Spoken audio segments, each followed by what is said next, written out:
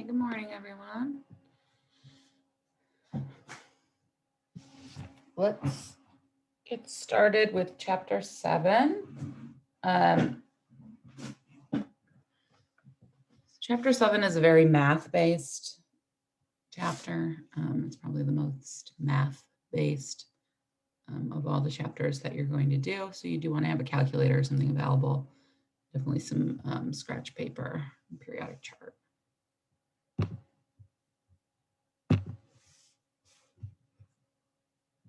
Whew. Okay. So this chapter is all on chemical quantities and reactions.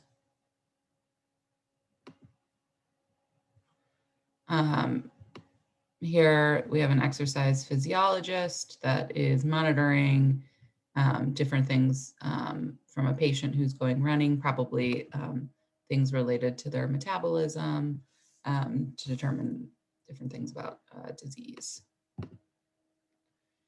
So, okay, so the first thing that we're going to talk about is the mole. In chemistry, somebody's got their mic on.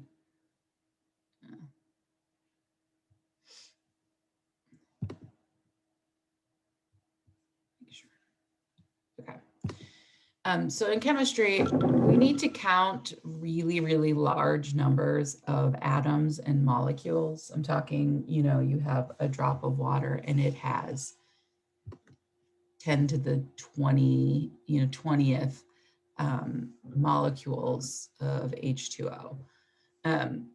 So we have to use like a really big counting term. Other counting terms that you might be familiar with, a dozen. So when you refer to a dozen, you know that you're talking about 12, right? Specifically, we use dozen a lot for eggs, so 12 eggs. But you could say, hey, I have a dozen puppies. And you'd be like, oh my gosh, you have 12 puppies. That's amazing. A ream, which is a lot of times used for paper, one ream of something is equal to 500 of them. A gross is equal to 144. So a gross of pencils is 144 pencils. And then a case is equal to 24, right? So if I have a case of pop, I have 24 cans of it.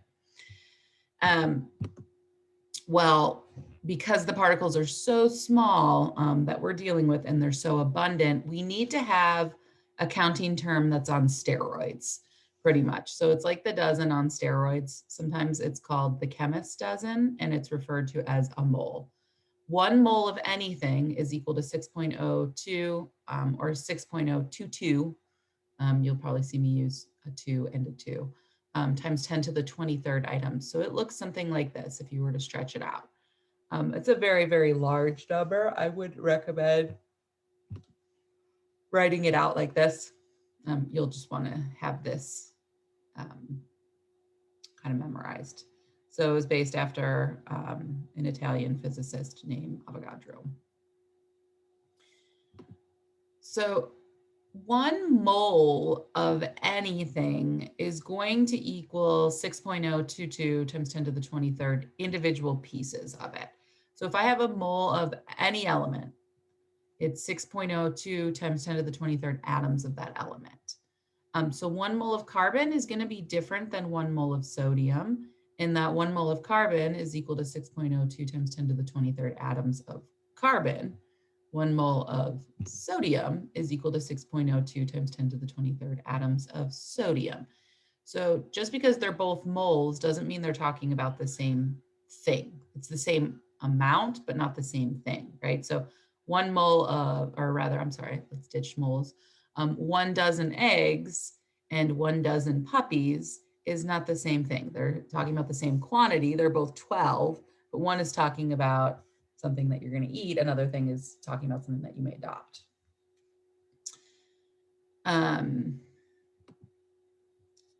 This is also true for particles and molecules. So when I'm referring to 1 mole of water or H2O, I have 6.022 times 10 to the 23rd molecules of H2O. Okay, so you can think of 6.022 times 10 to the 23rd packets of H2O or water molecules. If we get even more complicated, let's say we have vitamin C, which is C6H8O6, and you don't have to have that memorized, but something that's a little bit more complicated. 1 mole of this is going to be 6.02 times 10 to the 23rd molecules of vitamin C. If I have 1 mole of NaCl, this is ionic. Remember, ionic is a formula unit, right? It's a 3-dimensional lattice structure. So it's not just that you have individual NaCl's floating around. You have an Na attached to a Cl, which is attached to another Na and another Cl, and that pattern sort of repeats in 3D. But if you have 1 mole of NaCl, you can have, what you're saying is that you have 6.02 times 10 to the 23rd of those repeating formula units of NaCl.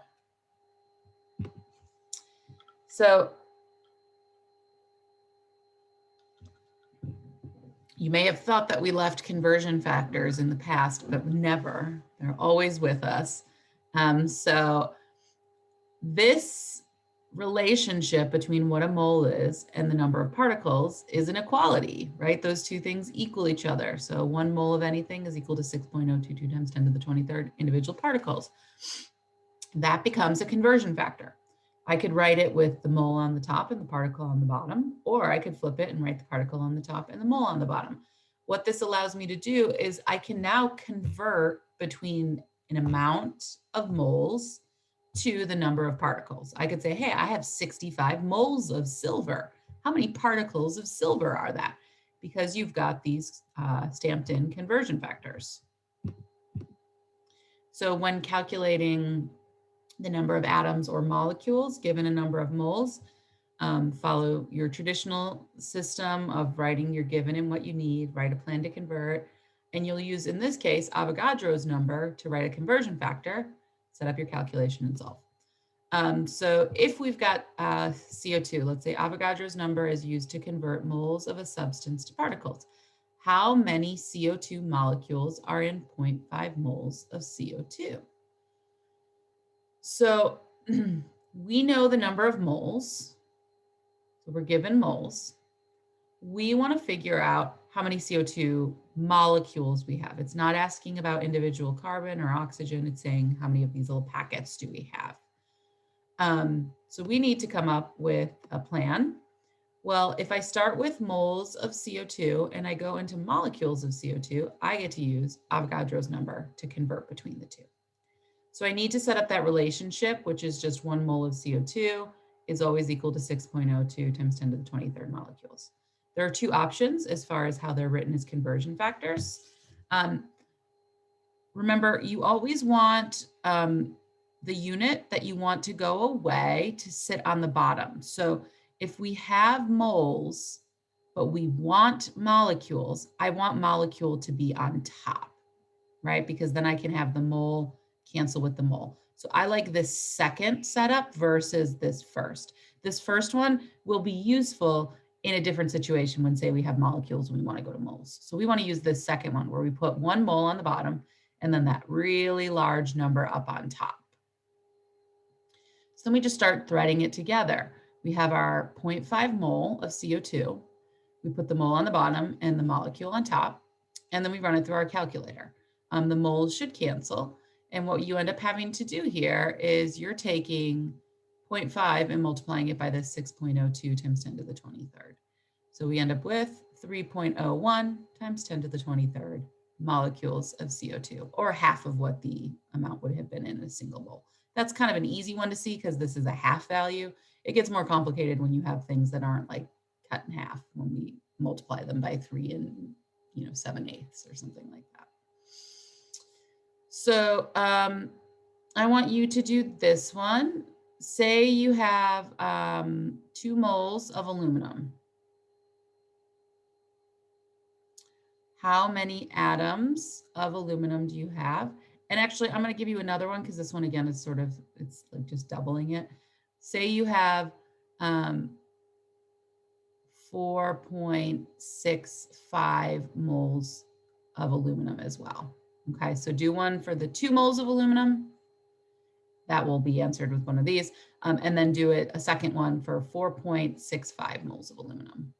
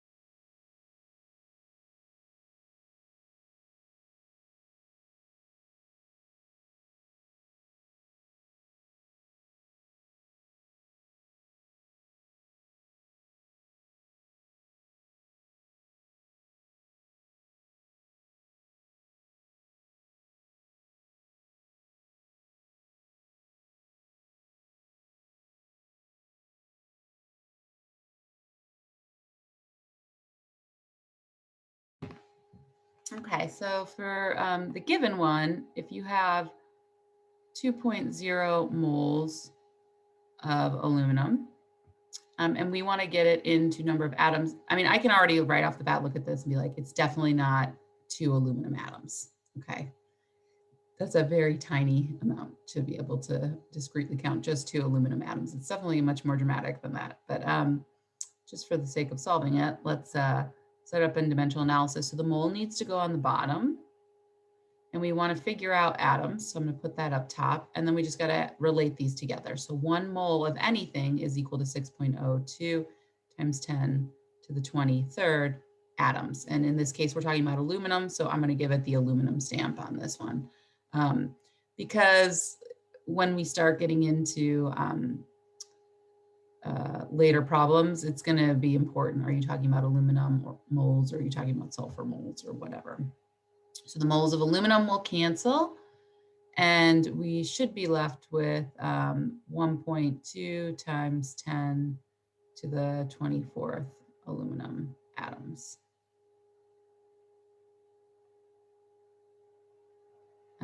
So C here.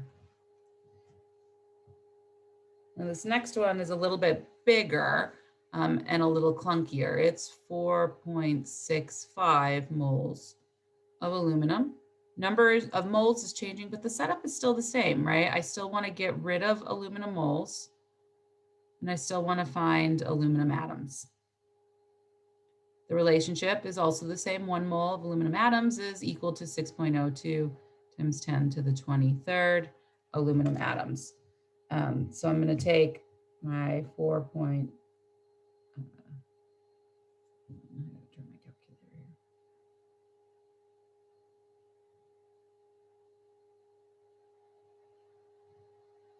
here. 4.65, and I'm going to use, this one was 2 sig figs. For this one, I'm going to use 3 sig figs because of the given information. So it's 2.799. So we'll go with 2.80 times 10 to the 24th aluminum atoms. Couple things. Don't forget this second part, okay? The times 10 to the 24th. That is important. That gives you some sort of scale on the magnitude. In your calculator, you may find that it's saying something like 2.8 E24. The E is talking about the times 10 to the caret power, or the raised power. Okay, so let's go the other direction. I want you to do this one. You have 1.8 times 10 to the 24th sulfur atoms. I want to know how many moles this is. So the conversion factor will stay the same, but the setup is slightly shifted. So I'll give you all 2 minutes for that one. It's going to be important when you plug this one into your calculator that you are using parentheses and or E values. And we'll go over that in a minute.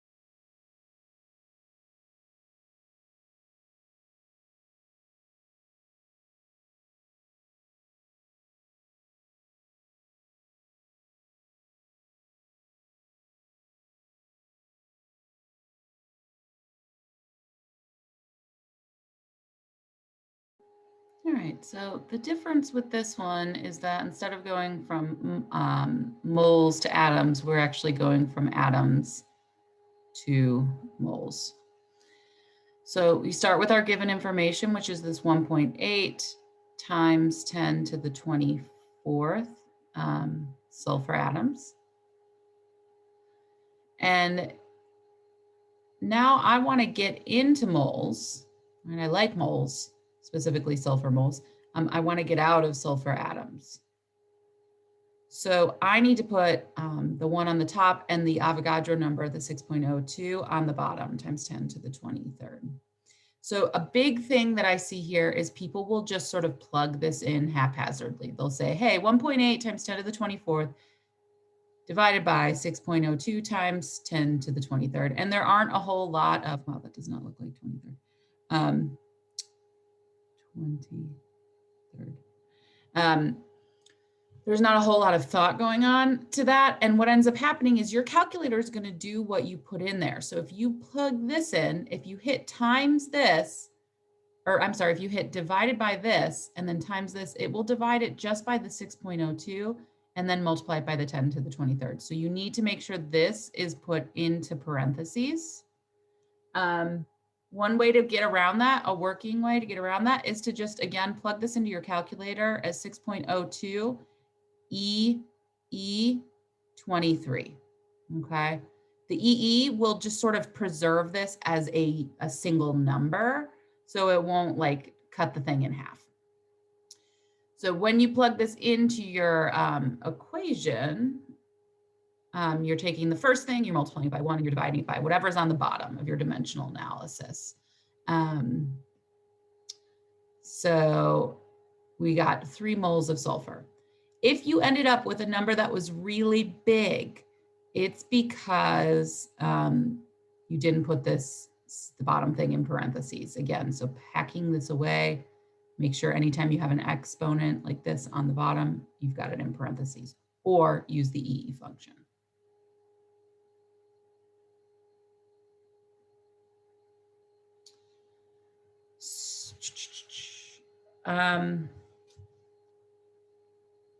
Where is that flow chart? There's a really nice flow chart in here that I like. Here. So right now, you can think of this, we can separate it into mass, which is grams, which we haven't gotten to yet, moles, which is in the middle, and then particles, which is on the side. So we've done this.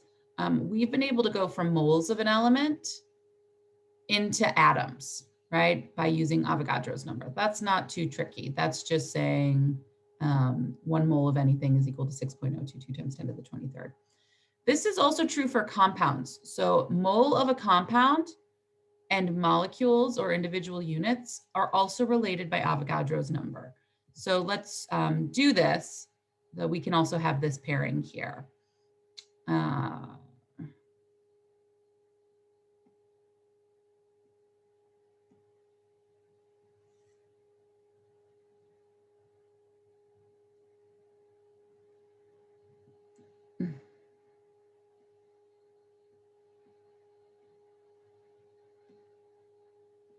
So given that you have 7.2 times 10 to the 25th H2O molecules. And I want you to find the moles of H2O. The slight difference here is that we're talking about a molecule instead of an individual element. The other 2 problems were related to sulfur and aluminum, but you're going to follow the same relationship, okay? So a mole of anything is equal to 6.02 times 10 to the 23rd individual ones. I'll give you all 2 minutes for that one.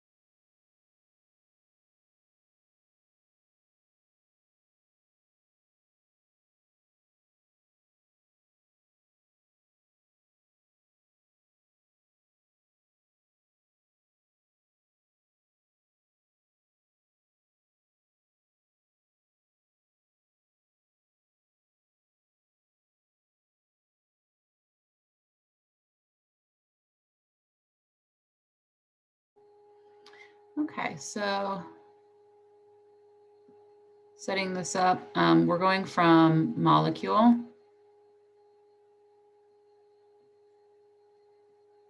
into mole.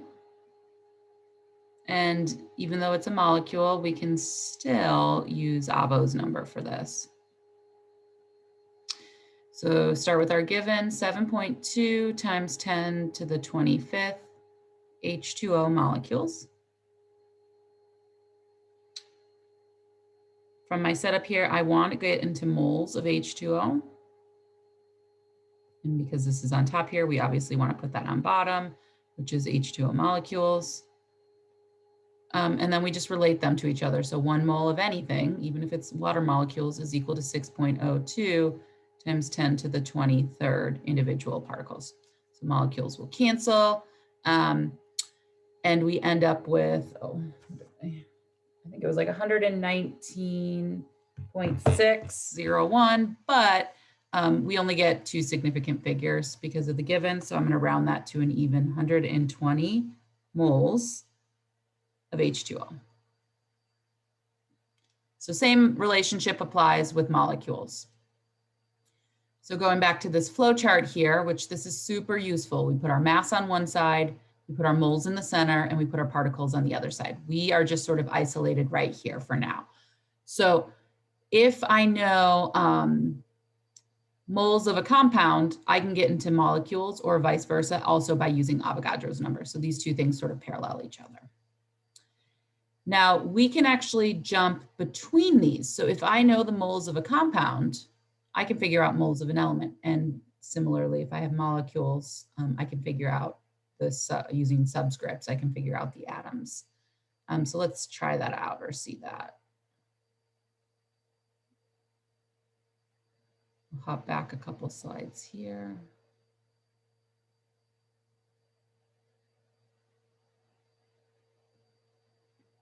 Right here.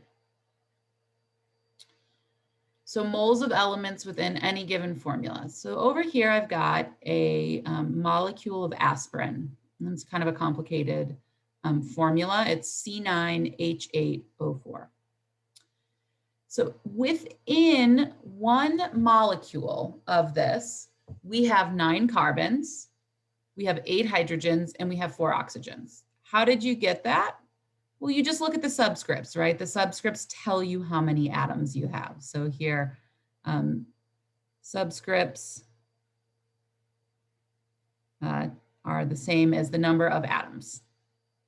So if you have one molecule of this thing, real easily you can figure out the number of atoms.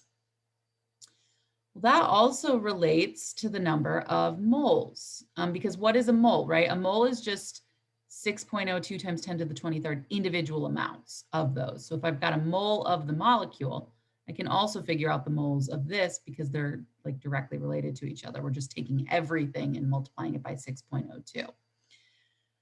So 1 mole of aspirin, let's say instead of 1 molecule, we're going to bump it up, put it on steroids, multiply it by 6.02 times 10 to the 23rd. Well, 1 mole of this thing also contains 9 moles of carbon, 8 moles of hydrogen, and 4 moles of oxygen. The relationship stays the same because the difference between a molecule, the pen is not working for me today, sorry. The difference between a molecule and a mole, right, is just that there's a multiplying factor, a very large multiplying factor, but a multiplying factor. So looking at this, I can now determine how many moles of individual elements are in 1 mole of the whole compound. So in this case, 1 mole of aspirin yields 6 moles of carbon, 8 moles of hydrogen, and 4 moles of oxygen. The subscripts also tell you the moles of the individual element.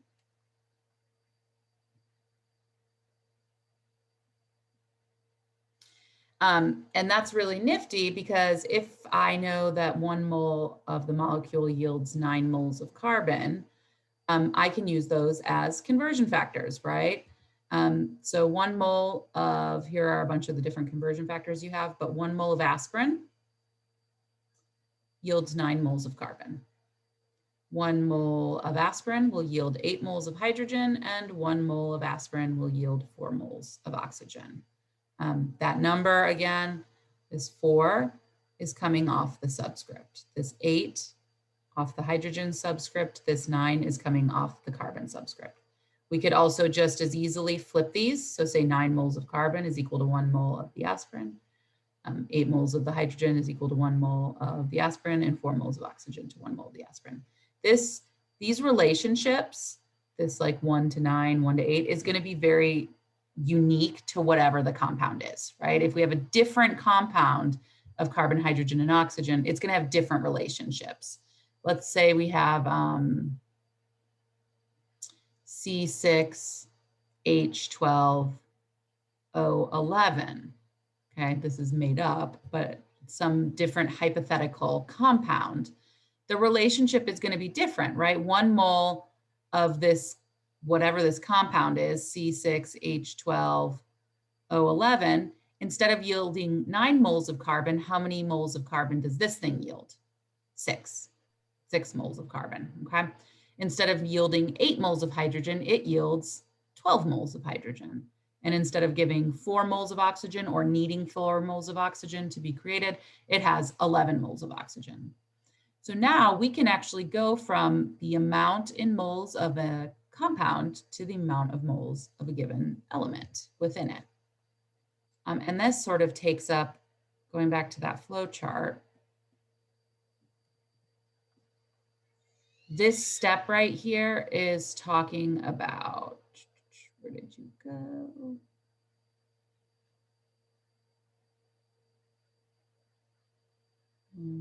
Sorry.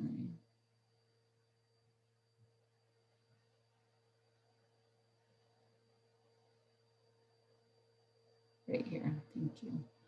Okay, so this last concept is talking about this right here.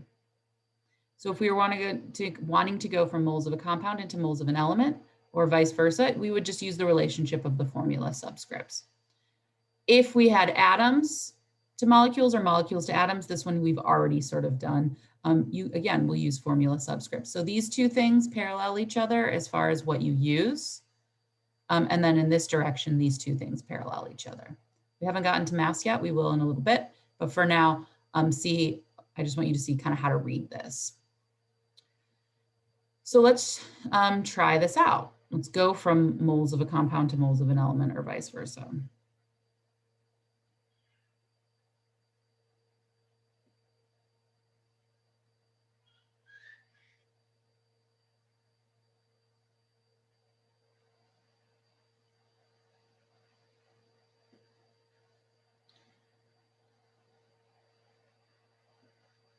All right, so when calculating moles of an element in a given compound, state the givens and what you need, write a plan to convert it, and then write equalities for your conversion using any sort of subscripts that are given to you. Set up the problem and then solve. So we'll do this one together. How many atoms, this one's a little bit more complicated. It's saying how many atoms are in 0.15 moles of aspirin. So we're given a certain amount of aspirin, right? We know that we have 0.150 moles of this C9H8O4. We're trying to find not moles of oxygen, but actually atoms of oxygen. So we're trying to find atoms of oxygen. So let's move forward to our flow chart. These annotations, unfortunately, are going to come with me. Just the way it goes. But let's go back to that flow chart and kind of figure out where we're starting and where we're ending. So looking at this chart, if I know moles of a compound, I'm starting right here on my flow chart, moles of a compound. I want to figure out atoms of oxygen. So I want to go over here to atoms of oxygen. So there are sort of two ways to do this because this is a box. I could either use Avogadro's number to get to molecules and then use the subscripts to get to atoms, or I could go for moles of a compound, and this is what I'm going to do, to moles of the element using the formula unit, and then move over to Avogadro's number. Either way, though, this is a two-step problem, right? I first have to hop here, then I get to hop here. So first I'm going to go for moles of compound into moles of element, then I'm going to go for moles of element into the atom. I'll show you.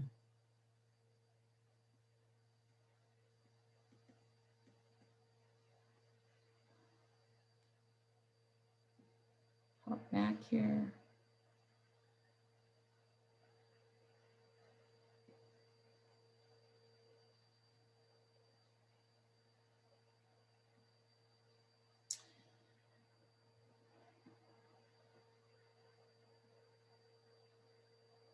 All right.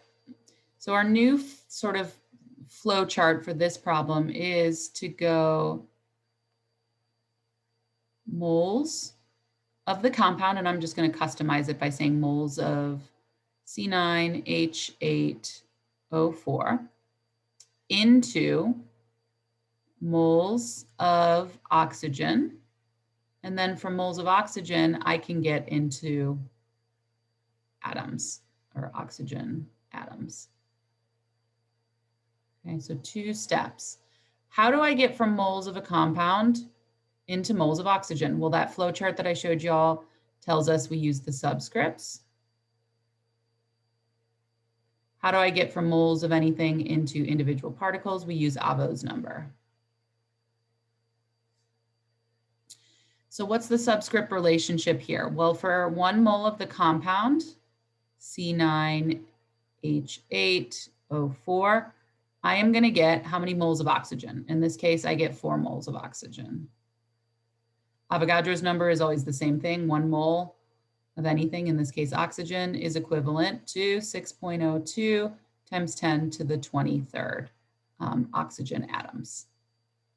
So now I've got a relationship that can get me from step 1 to step 2, and a relationship that can get me from step 2 to step 3. So from there, we just sort of thread them together. So my annotated handwriting is horrible. So let's look at how they've got it here. So they've got sorry,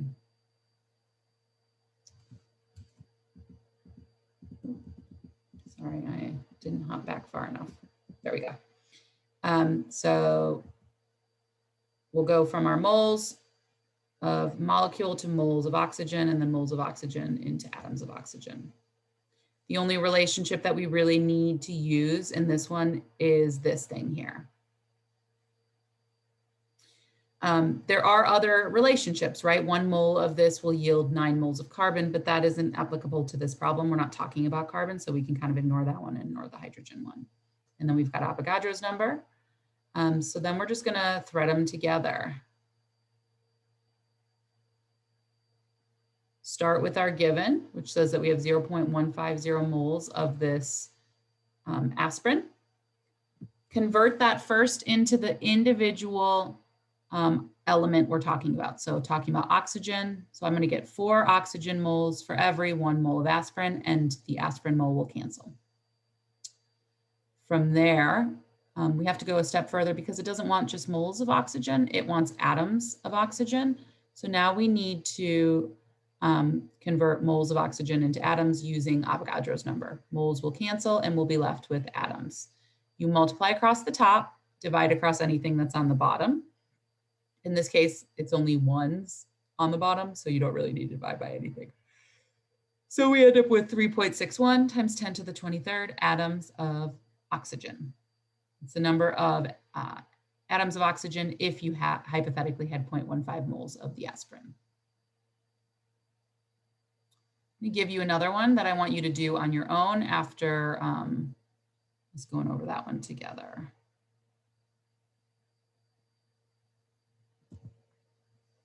So let's say,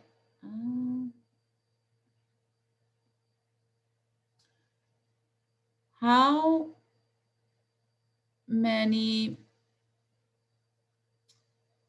sulfur atoms are in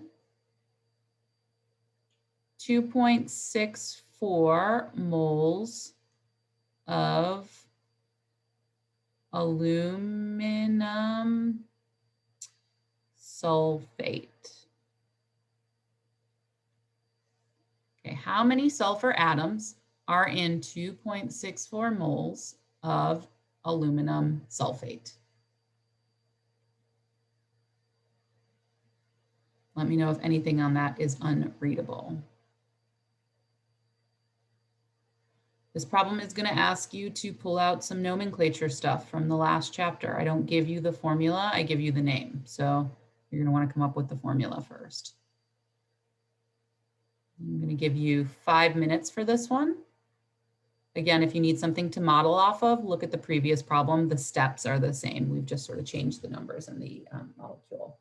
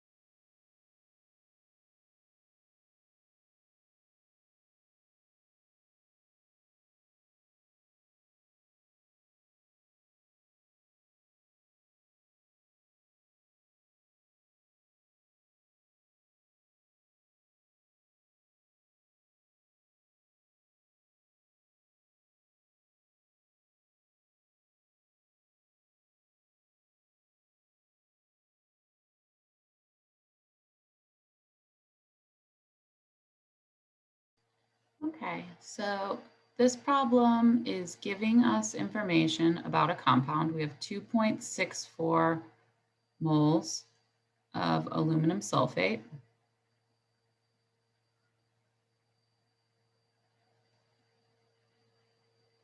And we're trying to find sulfur atoms. So right off the bat, first thing I'm going to do is write a formula for aluminum sulfate because it's not really useful in this written name form because we don't have the relationships, right? We don't know how many of each thing needs to be there. So aluminum and sulfate, this is ionic. It's type 1, and this is a polyatomic ion. So we need to flip-flop charges. Aluminum has a 3+ charge. Sulfate is SO4 with a 2- charge. So we need to flip-flop, and we will end up with Al2SO4 3. Okay, the 3 came down here, the 2 came down there. So now I can start to sort of formulate a plan. I'm going to go from moles of Al2SO4 3 into moles of sulfur. And then from moles of sulfur, I can get sulfur atoms. Now, if you couldn't do this correctly for this problem, you can't like get the relationship correct. So nomenclature stays with us. In this specific formula for this step here, what is my relationship? Well, 1 mole of the compound Al2SO4 3 yields 3 moles of sulfur. Why is it 3? Here's the sulfur, and here is the subscript. This subscript applies to both. Okay, if I had been talking about oxygen, it would be 1 mole of this yields 12 moles of oxygen. So we've got a 1-to-3 ratio. The second component here is just using Avo's number. And then we set it up. So start with our given, which is 2.64 moles of the Al2SO4 3. I want to convert that into sulfur. So I'm going to put moles of sulfur on top, and I'll put moles of the Al2SO4 3 on the bottom. And the relationship, you always put the 1 with the compound. So 1 mole of the compound yields 3 moles of the sulfur. And then from there, we're going to use Avogadro's number. Well, if moles of sulfur is up here, I'm going to put the mole of sulfur on the bottom, and I'm going to put sulfur atoms on top because that's what I want. We put the 1 mole of sulfur yields 6.02 times 10 to the 23rd sulfur atoms. So what happens is all the things that I don't want, like the moles of the compound, cancel, and the moles of the sulfur cancel. And we just need to plug it into our calculator. And if you conceptually think about it, right, if you've got a mole value and you're trying to figure out number of individual atoms, you should end up with a big number. So we take that 2.64, multiply it by 3, and then multiply it by Avogadro's number, 6.02 to the 23rd. We get, this is an exact relationship, right? That doesn't change, doesn't get more specific. This is what's limiting our sig fig. So I'm going to go with 3 sig figs. So 4.77 times 10 to the 24th sulfur atoms.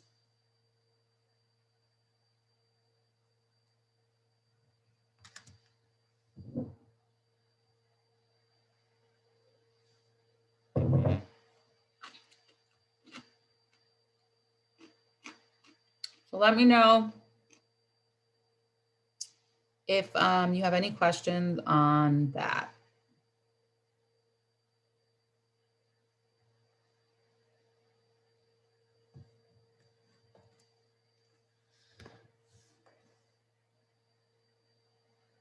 I really think that this master chart helps to keep all this stuff clear.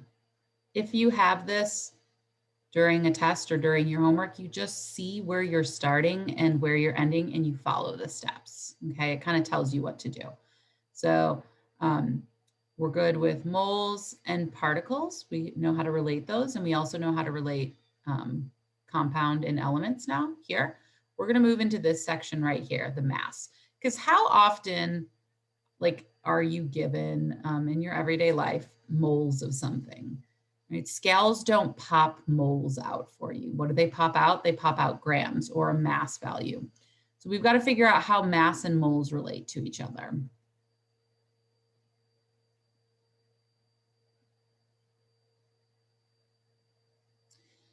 So molar mass and calculations. So this number that we have on the periodic chart, that decimal number that we said was the atomic mass in AMUs, well, this number also is called the molar mass. Think about the word in that, molar mass. It's the mass per 1 mole of whatever that given material is. So if I'm looking at sodium, sodium has a molar mass of 22.99. That's saying that for every 1 mole of sodium, it weighs 22.99 grams. That relationship is very, very specific to whatever you're talking about. So 1 mole of sodium will weigh 22.99 grams, but what does 1 mole of oxygen weigh? 1 mole of oxygen weighs a totally different value. It weighs 15.9994, or roughly 16. So you will need to have a periodic chart when you're doing these, because you're definitely not going to have all those memorized. So here is the molar mass of 2 different elements. The molar mass of carbon is 12.01. That's saying if I had a mole of carbon, if I gave you a mole of carbon, or if I gave you 6.02 times 10 to the 23rd carbon atoms, which is the same thing as a mole, it would weigh 12.01 grams. The 1 value, when you're using this, the 1 value always goes with the mole. The gram value always goes with the numerical value. Okay. So lithium has a molar mass of 6.941. That's saying that you have 6.941 grams of lithium for every 1 mole of lithium. And look at that. It's a gram to a mole and a mole to a gram. That becomes a conversion factor. So now we can hop between grams and moles, or moles and grams of a given element.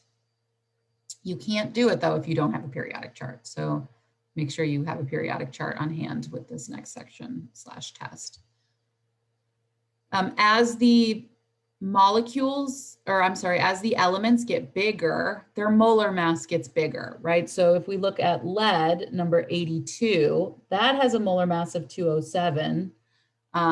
It's a heavier atom, so you're going to expect to have more mass for the same amount of moles. Like 1 mole of silver weighs 107.9 grams. 1 mole of carbon weighs 12.01 grams, and 1 mole of sulfur weighs 32.07 grams. Now, because they're all talking about a mole, all of these things contain 6.02 times 10 to the 23rd atoms. This just happens to be 6.02 times 10 to the 23rd atoms of silver. This is 6.02 times 23rd grams of carbon, and this is 6.02 times to the 23rd grams, atoms of sulfur. So different number of atoms, or same number of atoms, but talking about different things. It's like saying, hey, I have 12 eggs or a dozen eggs, and I have a dozen students. A dozen students are going to weigh more than a dozen eggs because you're talking about the same amount, but about different things.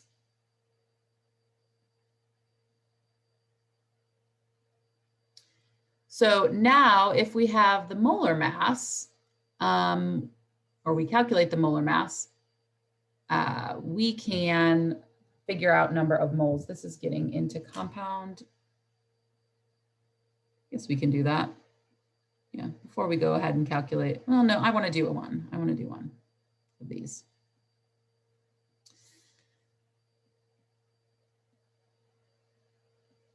So how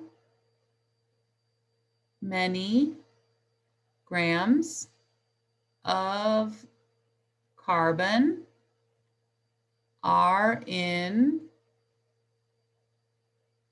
1.68 moles of carbon. How many grams of carbon are in 1.68 moles of carbon? I'll help you out just a hair here. You're given that you have 1.68 moles of carbon. You're trying to find grams of carbon. You need to figure out the relationship between these two. Hint, hint, wink, wink, you need your periodic chart.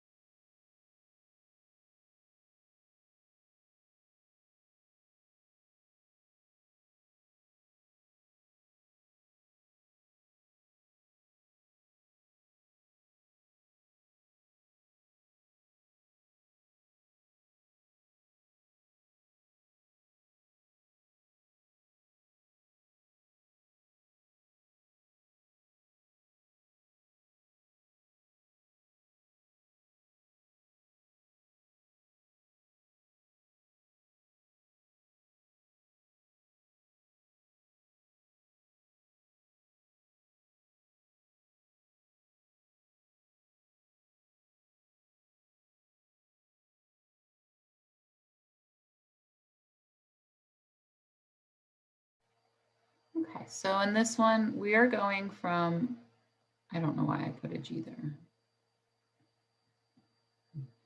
grams of carbon. We're going from moles of carbon into grams of carbon. If I go back to this master flow chart here, that is us going from moles of whatever element into grams. We use the molar mass relationship. So that is customized to whatever the element is. 1 mole, some boxes around this. 1 mole of carbon is equivalent to 12.011 grams of carbon. As far as how many decimals you want to use, I would try and use at least 2 decimals, maybe 3. Something like oxygen, which is 15.99, you're going to see me rounding that to 16.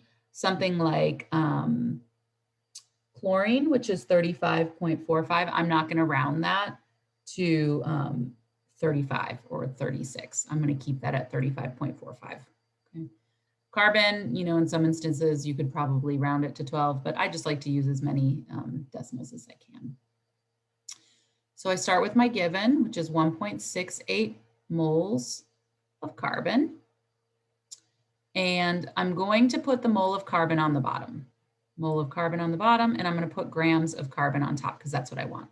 The 1 value always goes with the mole. The numerical value goes with the gram, 12.011 grams, because it's a molar mass. It's the mass per 1 mole, per mole. Moles will cancel. And in this case, we're going to take our value of 1.68 and multiply it by the 12.011. And I get, I have 3 sig figs, so I get 20.2 grams of carbon. Now, if I go the other direction, I have to divide by my molar mass, but I don't think about am I multiplying or am I dividing by my molar mass? Like, oh, if I'm going from moles to grams, I have to multiply. If I'm going from grams to moles, I have to divide. I just set it up in dimensional analysis and I let it tell me what to do. So let's say we're given that we have 18.6 grams of aluminum, and I want to find how many moles of aluminum that is. Again, I don't go, oh, I'm going from grams to moles. I know I need to divide by the molar mass. I just start working through the process of relating these together. So for every 1 mole of aluminum, it weighs 26.98, I think. Yeah, 26.98 grams of aluminum. Where did I get this? This came off of the periodic chart. So start with our given, which is that we have 18.6 grams of aluminum. Gram is on top here, so I'm going to put gram on bottom, and I want mole, so I'm going to put mole on top, and then I just fill in the values. So 1 mole of the aluminum is equal to the 26.98 grams. So in this case, we are dividing by the number, but again, I don't think about it like that. Like, I just set it up and let it tell me that for this instance, I have to divide. So 18.6, and we divide it by the 26.98, and we end up with a decimal value of 0.6. I've got 3 sig figs, so I'll keep that 0.689 moles of aluminum. So whereas when you're going from moles to particles, this area here, it didn't really matter what you were talking about, right? Because that relationship of Avogadro's number stays the same. 1 mole of anything is 6.02 times 10 to the 23rd individual amounts. But now in this department here, where we're going from moles to mass or mass to moles, it is important that you know what you're talking about. Are you talking about aluminum? Because its molar mass is going to be different than if you're talking about copper or if you're talking about calcium. Well, what if instead of talking about an element, we're actually talking about a compound, right? If we're talking about a compound, we have to do an extra step because the molar mass, you can't like go to your periodic chart and say, oh, well, what's the molar mass of lithium chloride? Because there isn't lithium chloride on the periodic chart. What you have is lithium and you have chlorine. You're going to need to add them together in order to get the molar mass. So let's look here. Here's the steps to calculating. To calculate the molar mass of a compound, we multiply the molar mass of each element by its subscript. So if you have more than one, you have to multiply it by the number of atoms you have of it, and then add the results together. So lithium carbonate. I don't know why I said lithium chloride, but lithium carbonate. So in this one, I have a formula. I have 2 lithiums, I have 1 carbon, and I have 3 oxygens. So I've got 3 different things going on. The molar mass for each of these is here. We've got 6.941 grams of lithium in every 1 mole. We've got a 12.01 gram of carbon for every 1 mole of carbon and 16.00 grams of oxygen. Now, I can't just do a basic addition of these things because there's multipliers of some of them, right? I have 2 lithiums. So this thing actually needs to get multiplied by 2. And I have 3 oxygens. So this thing needs to get multiplied by 3 in order to get a true value of your amount. So we've got our grams, all right, 2 moles of lithium. So I take my lithium mass and multiply it by 2, 1 mole of carbon, we just have that, and 3 moles of oxygen. We multiply it by 3. This chart, this doesn't do a great job of explaining it. Let's look at this one. I've got what? Oh, I got 2 minutes. Okay, so let's find the molar mass of carbon. The molar mass of carbon is 12.011. I need to multiply it by 2 because there are 2 carbons. So this should give me a total value of what? 24.022. Hydrogen is 1.01. And in this case, I have 6 of them. So I'm going to multiply it by 6 for a total of 6.06. And then oxygen is, it's roughly 16. And I only have to multiply it by 1. So that's a total of 16. So then I have to add these things together to get my total mass.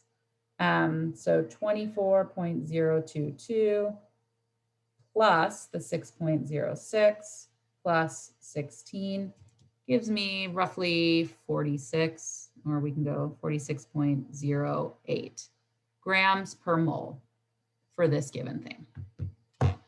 As you get better at it, you don't like necessarily need to step it out. But in the beginning, I would sort of break it down into each thing. So this is my carbon, this is my hydrogen, and this is my oxygen. Multiply them by however many subscripts you have, and then add them together to get your total value. Let's see if the slides give us anything better than what I had there. They're doing this weird like conversion thing. It's the same thing that we're doing. We're taking the mass and we're multiplying by the number of moles. Okay. And then adding those up. 46.08. You'll get very good at calculating the molar masses of compounds because you will do it a whole bunch. We will stop there because we're right on the dot, 9:10, and we will continue Wednesday. If you have any questions, stay around. I am here. I got nowhere to go.